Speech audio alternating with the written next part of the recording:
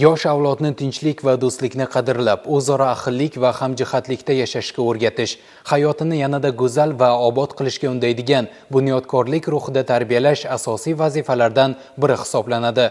Buxoro Innovatsiyalar universitetida qadriyatlar festivali o'tkazildi. Har bir millat o'ziga xos an'ana va qadriyatlari bilan ajralib turadi.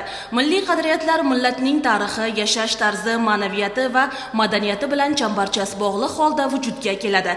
Ana shunday an'ana va qadriyatlarimizni yanada ulug'lash, ularni o'sib kelayotgan avlodlarga yetkazib berish maqsadida Buxoro Innovatsiyalar universitetida qadriyatlar festivali o'tkazildi.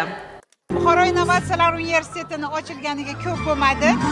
2022-yil noyabr oyida Buxoro shahrida ish boshlagan Buxoro Innovatsiyalar universiteti 2024-yil sentyabrdan Guliston shahrida o'z faoliyatini boshladi. Lekin bugungi kunda 4000 dan ortiq talabamiz bor. Guliston shahrining o'zida 21 ta ta'lim yo'nalishlarimiz, bakalavr ta'lim yo'nalishlarimiz, 6 ta magistratura mutaxassislik bo'yicha talabalarni tayyorlayapmiz. Talabalarimiz juda xursand. Mana bugun qadriyatlar festivali qildik. Sumalaklar, osh sayli. Talabalarimizning kayfiyatini ko'ryapsiz. Hammasi men o'ylayman shu Sirdaryo, Jizzax mana shu atrofdan eng sara, eng zo'r talabalarni Buxoro Innovatsiyalar universitetiga yiqqanmiz. Tadbir davomida fakultetlar o'zlariga biriktirilgan 10 dan ortiq xorijiy davlatlarning o'ziga xos urf-odat va an'analarini aks ettirgan milliy kiyim va raqslarni namoyish etishdi.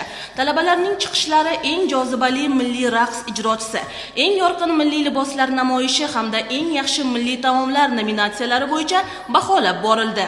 Festival ishtirokchilari ham Hindiston, Turkiya, Ozarbayjon, Rossiya, Qozog'iston, Italiya kabi dunyo davlatlarining milliy taomlarini tayyorlashdi. Yorqin liboslar, har bir xalqning milliy urf-odat va kuylari davraga o'zgacha shukuh ulashdi. Barchamizga ma'lumki, O'zbekistonda turli xil millatlar jam bo'lgan. Bunday qadriyatlar, bunday bayramlar bizning Buxoro Innovatsiyalar universitetimizda juda ko'p takrorlanib kelmoqda. Barchasi talabalarning tashabbuslari, talabchanligi, rahbariyatlarning juda ko'p tadbirlarning rang-barangligi bunda mujassamdir. Bugungi kunda Indoneziyadan mehmonlarimiz kelgan. Talabalarimiz ishtirokida bunday chiroyli bayram tadbirlari ko'tarinki kayfiyatda bo'lib o'tmoqda. Bizning talabalarimiz ishtirokida 10 dan ortiq millatlarning chiqishlari, taomlari, urf-odatlari, raqslari mujassam bo'lgan. Buxoro Innovatsiyalar universitetida turli xil tillarni o'qitishga ham alohida e'tibor qaratilmoqda. Xususan Indoneziyaga 4 nafar talabamiz borib keldi. Grand Prix yutib oldi. Hozirgi kunda bitiruvchi talabalarimiz rus tili, ingliz tili yo'nalishimizda iste'dodli talabalarimiz o'zlarining til sertifikatlarini, B2 sertifikatlarini qo'lga kiritib kelmoqda. Yoshlar faolligini ta'minlashning yana bir muhim yo'nalishi ular ongida milliy urf-odat va an'analarni shakllantirishdir.